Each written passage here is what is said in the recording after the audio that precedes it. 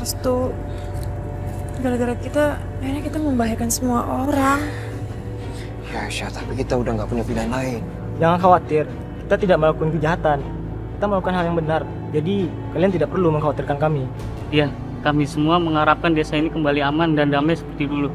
Siapa? Terima kasih ya semuanya sudah membantu kita. Ayo.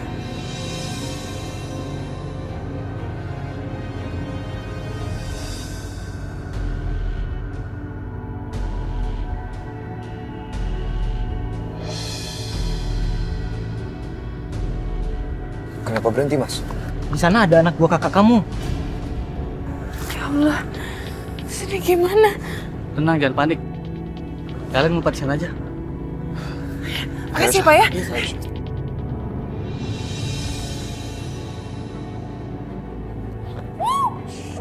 Tenang. Ini aku. Kamu tuh kalau masuk kamar orang tuh ketok dulu dong. Tenang aja dulu.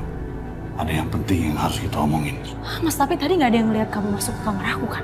Ada hal yang lebih penting yang harus kita bicarakan daripada sekedar ketahuan sama mertua kamu itu. Masalah apa lagi sih? Mas, cepat atau lambat Restu sama Aisyah itu pasti akan ditemukan. Nah, saat mereka ketemu tuh ya. Ini soal Ranti. Dia masih hidup. Hah? Ranti masih hidup? Kok bisa? Dia di mana? Tadi, pas kita lagi cari Aisyah, kita malah nemuin Ranti di semak-semak. Dia pingsan, dia masih hidup. Terus, kenapa nggak kamu habisin aja dia sekalian? Nggak semudah itu, kan ada Bisma di sana. Dia pasti akan melawannya habis-habisan. Terus dia di mana sekarang? Di jalan, Bisma membawa dia ke rumah sakit. Enggak, Mas. Pokoknya Ranti nggak boleh hidup. Dia harus mati bersama rahasia itu. Ayo udah mendingan sekarang kita pergi ke sana aja. Kita habisin dia bareng-bareng, ayo.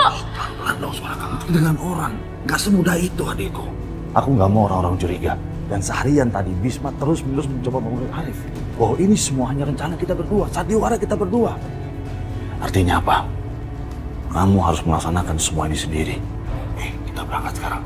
2 jam lagi. Kita ketemu lagi nanti.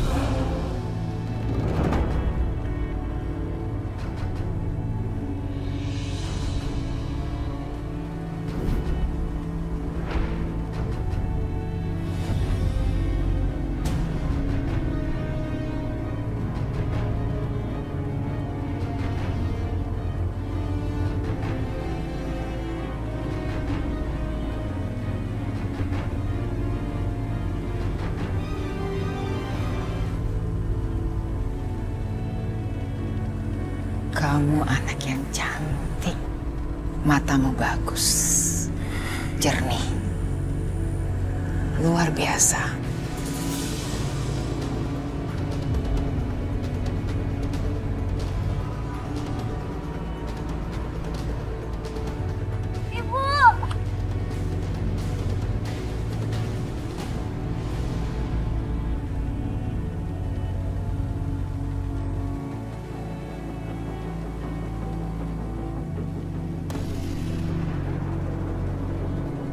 Bu Rahayu. Ningrum, kamu sungguh diberkati. Punya anak-anak yang cantik dan tampan. Cucumu juga sungguh cantik. Pasti kamu akan sedih kalau sampai terjadi sesuatu pada mereka.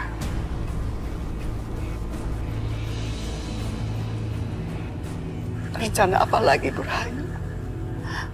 Bu Rahayu selalu mengganggu keluarga saya.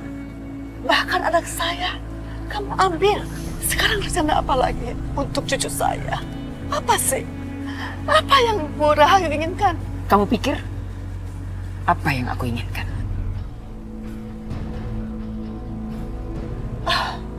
Baik.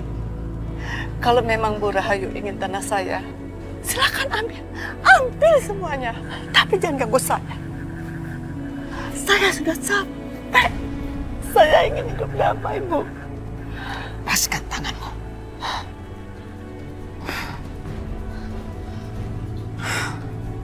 Stop. Kamu pikir selama ini saya tidak ingin ada kedamaian di antara keluarga kita? Kedua anakmu yang bikin ulah. Sampai anakku harus jadi korban. Kamu ingat kan? Kamu pernah merasakan bagaimana ditinggalkan anakmu untuk selama-lamanya? Merasakan bagaimana anak yang kamu lahirkan, kamu kubur di dalam tanah. Aku sudah pernah merasakan itu semua. Dan anakku mati akibat ulah anakmu.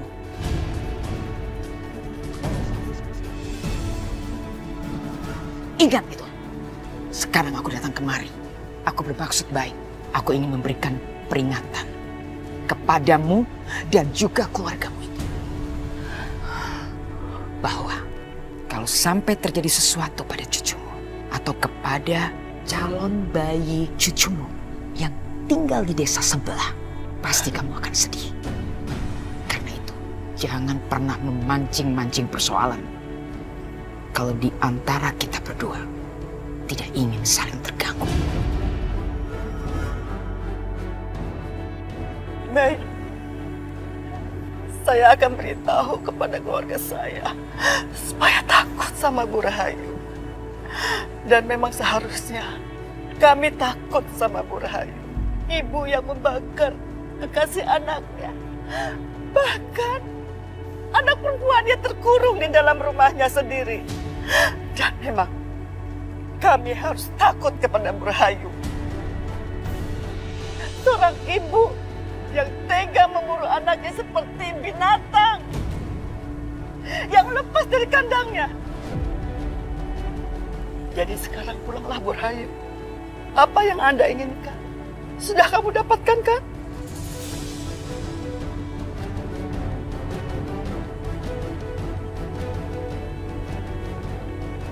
Apa maksudnya dia bicara seperti itu? Dan kenapa aku bergetar mendengarnya? Bu Rahayu, sebetulnya saya kasihan sama Bu Rahayu. Bu Rahayu punya segalanya. Punya anak yang sehat dan kuat. Semua fasilitas Bu Rahayu punya. Tapi Bu Rahayu tidak pernah puas. Saya selalu berdoa untuk Bu Rahayu.